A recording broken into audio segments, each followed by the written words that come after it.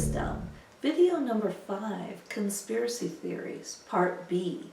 Now in part A, I kind of shared a little information in general about theories, and now I'm going to talk about what can you do with all of this information coming down the pike.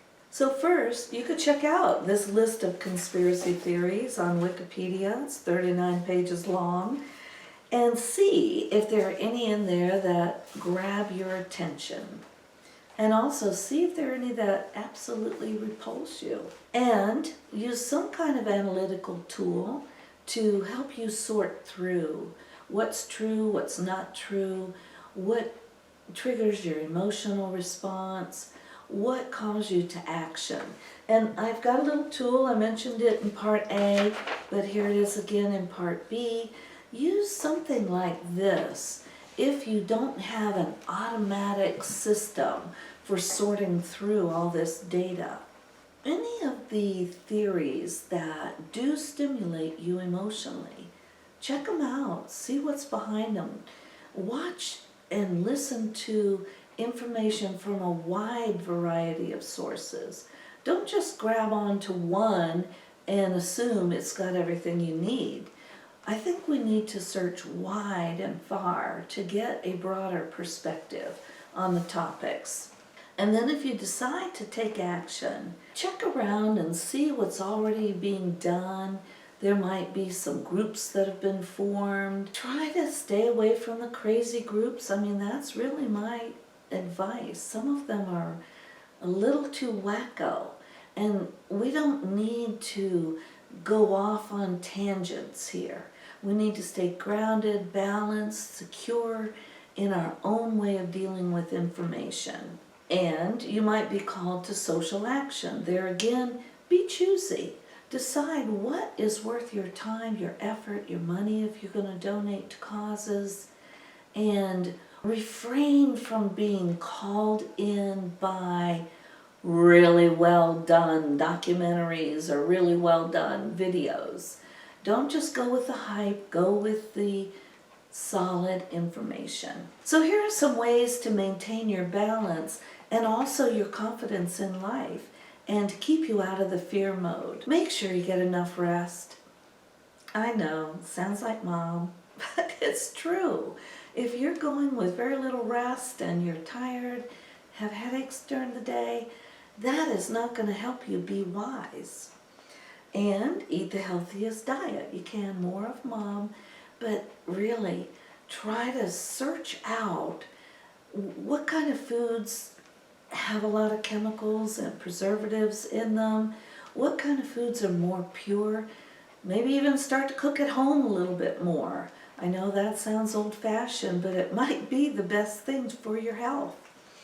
And remember that light and darkness coexist. So it's real easy to focus on the darkness and say, ooh, that's all bad. But we also have to focus on the light and say, ooh, that's all good. Balance. They come together, the yin and the yang. You've seen this probably. One cannot exist without the other. I know that seems like I'm giving justification to the darkness, but I'm not. I'm just saying it's all a part of the balance. Our job is to choose which side we want to live in. And trust your concept of the divine. I don't know why we get so tripped up on thinking my concept of the divine is the right concept. Yours is wrong. We don't need to go there. The divine is so immense and impossible for our little human brains to even understand. Don't try to get all hung up on the right or the wrong interpretation of the divine. Get in touch with the emotional aspects of love. If you do that, you can't go wrong, because love and the divine are, in my opinion, the same thing. There is a way to combat hatred and evil. How? Back to love, goodness, kindness, joy, finding joy in the little things in life. That's really important. You know, sometimes people think dandelions are just weeds and need to be killed. kind of like dandelions. I think they're cute. I like the way they turn into little fuzzy balls. I find joy in that. Some people may not, But does that make them wrong? No. Does it make me wrong? Well, maybe in their eyes it does. But what I'm saying is, what brings you true joy, and I'm not talking about addictions and a good night out in the bar and that kind of thing. I'm talking about true joy from the heart. Whatever brings that to you is worth pursuing. So listen to your heart, follow your heart. It's right on, it knows. As a matter of fact, they're proving that the heart has as many or more neurons in it as the brain. So what does that tell us? It's a pretty smart heart. Also, the gut has a lot of neurons in it. So these are 3 areas in our own physical body that can help us sort through all this data. Engage in creative activities. Draw, sing, dance, play, all those things that the little kids are being robbed of today. You as an adult, you can re-engage, re-stimulate the right side of your brain, the creative, intuitive part, the part of your brain that can actually respond to inspiration. That's a very important thing today. It's much more important than information. Give yourself time to process. We have stuff coming at us 100 miles an hour every day. And we're also being subjected to mind control. So if you don't think I'm telling you the truth, you check it out for yourself. I think we are. I think there's a tremendous amount of mind control that's going into neuromarketing, where they're finding out what parts of the brain respond to certain types of stimulation. They're using that stimulation to trigger your own brain to have you believe in the information and the product. There's also information about mind control being used in political arenas. My next suggestion is a very big one, and that is, don't let yourself become a slave to unsatisfying work. How does this fit into conspiracy theories? Well, there's a very big theory that humanity is being enslaved systematically. Now, it didn't really work well to try to enslave humanity by force because it just made us fight back. Now, the type of enslavement that apparently is going on, and again, you got to sort through this, is to get us addicted to buying stuff and making it impossible for us to leave unsatisfying work because we have so many bills to pay, we have so much stuff that we need to buy, and so we basically are slaves, working, not having a real high quality of life, not very much time to play and dance and sing, but a lot of time to work and pay our bills and keep track of our stuff and get more stuff, and then we have to get rid of our stuff, so we donate it or have garage sales. It's a cycle. So you might want to look at how much of the material do you actually need, and then also, are you doing work just so that you can continue your material lifestyle? Work that you don't like. Now, if you like your work, that's a whole different situation. Don't let somebody tell you that you like your work. Check it out for yourself. Make sure your heart agrees. If you're doing right livelihood, one of the eightfold paths that the Buddha talks about, if you're into right livelihood, that is a good place, I would say, to be, if there is such a thing as good and bad. The other one that I recommend, and this is also a very big one, get out of debt. Don't be a debt slave. If you are spending a lot of time trying to figure out how to pay your minimum payment, or how to increase your credit limit or your credit score, how to make your credit score better so you can get more credit to buy more stuff, you are into a possible form of slavery, especially if your debt is crippling you and your lifestyle. It takes a long time to get out of debt if you're deep in, but go ahead and do it. Get some counseling on it. There's a lot of good information on how to get your finances straight and healthy. So I recommend that. Worrying about paying bills all the time is not a quality of life, and it's not a quality of love. So that's why I'm big on it.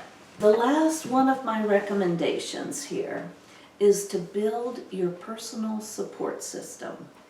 Find people who are also looking around, waking up, experiencing the pain of what's going on here, and learning how to support each other. Not just having our bitch sessions, but really looking at how to sort through information, how to take action if we're called to, how to put things aside that are keeping us in slavery, and work together. I think together is the only way we're going to be able to do this. Individually, I think if there is a conspiracy to dumb us down and to enslave us, I think it's too big for us to handle on an individual basis. We need each other. So here's a quote, and this comes from A Course in Miracles. And I don't know if you're familiar with The Course in Miracles. I find it intriguing. I don't know if I'm all the way on board with it, but there's a lot of information in it that I'm like, ooh, yeah, that makes sense. So listen to this one. And this is from lesson 24. It is from your peace of mind that a peaceful perception of the world arises. So what is that telling us? So if you're having an uneasy perception of the world, like me, we want to look to our peace of mind. So the question is, how do we get peace of mind? And that it comes down to a daily practice. Think, pray, meditate. Give yourself time to calm down, especially before you go to bed. Even 5 minutes of sitting in silence in the darkness, just being there, being at one with your own thoughts and your own feelings. It'll pay off. It's a practice. Not any harder or any easier than some of the others. So here are a few affirmations. Now, the way affirmations work is by repetition.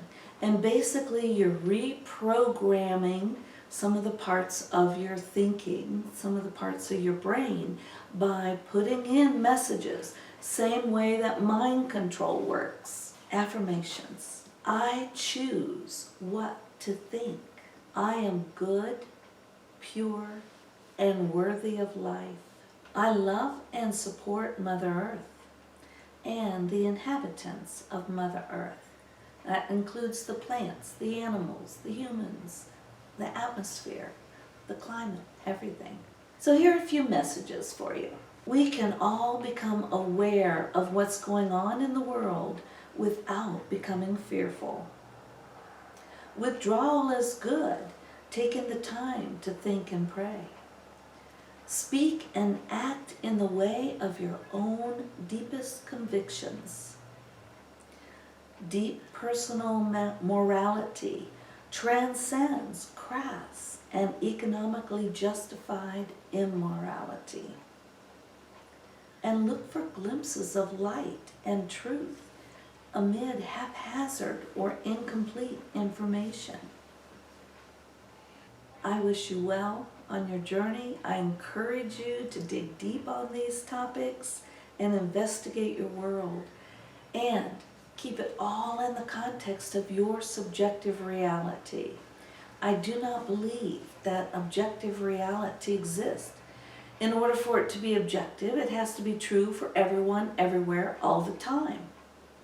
How much of that do we have?